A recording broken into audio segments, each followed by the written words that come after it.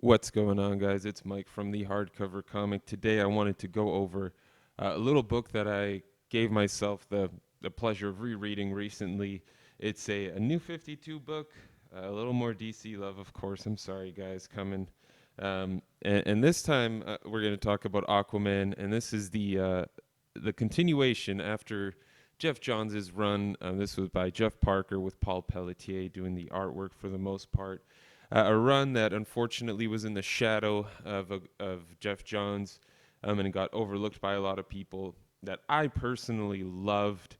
I'm a huge fan of Jeff Parker. I think he's a totally underrated writer who does not get as much love as he deserves. So this is a dust jacket.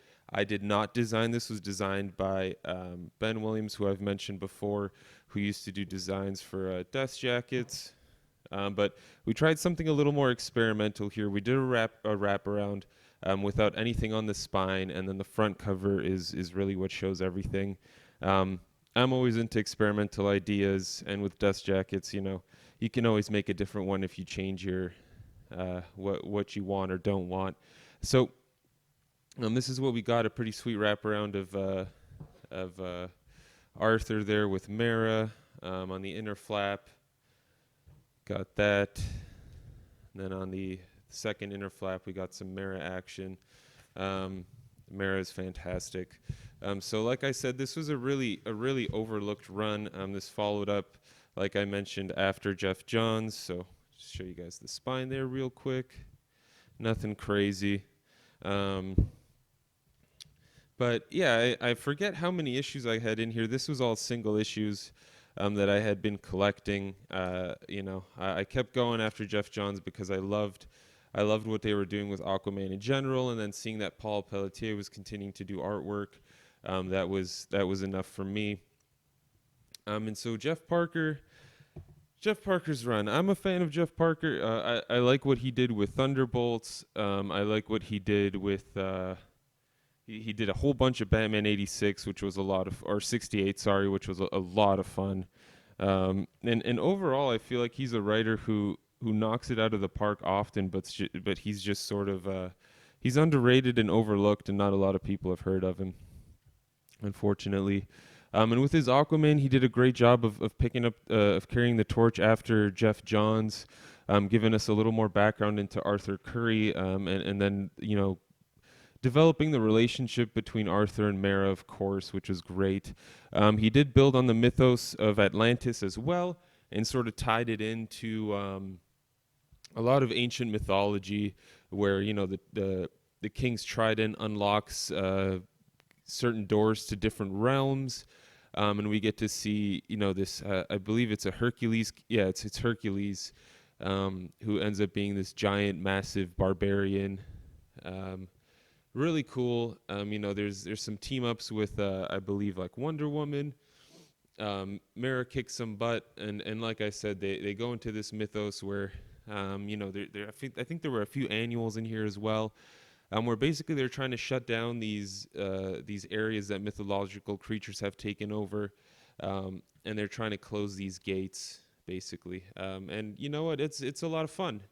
I really enjoyed it. Like I said, they do a great job of continuing to develop the relationship between Arthur and Mara, and then Arthur and other people in the world. Of course, there is the crossover with Swamp Thing that occurred here with Charles Soule. So I believe I included the Swamp Thing issues. I definitely did include the Swamp Thing issues in here. It's awesome, a lot of fun. Charles Soule Swamp Thing is another run that I hope to bind someday, just because it's another fantastic run, sort of following up in the shadow of another one. There you go. There's that. I believe it's Jesus Saiz who did a lot of the artwork with Charles Soule. Stunning stuff. Beautiful, beautiful work. I would love to see a Charles Soule deluxe edition for Swamp Thing. I think Jeff Parker's Aquaman deserves a deluxe edition as well. But really fantastic stuff. A lot of fun.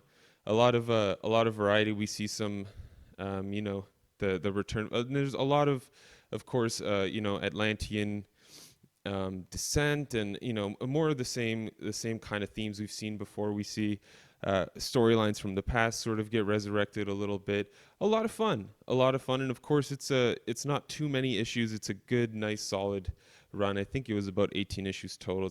I'm completely blanking right now though, but a lot of interesting stuff happening. Unfortunately, like I said, Jeff Parker doesn't get the love he deserves. A lot of team ups with other JLA members. You see some Martian Manhunter love in here. Saw some Wonder Woman before. And that's right. There's a storyline here where Aquaman is basically trying to find his mother, which was great as well. Very emotional, very powerful. And yeah, I really, really enjoyed this run. Again, like I said, hopefully we see a deluxe edition soon. And if you guys haven't checked it out, you should. Maelstrom is a great, great story arc.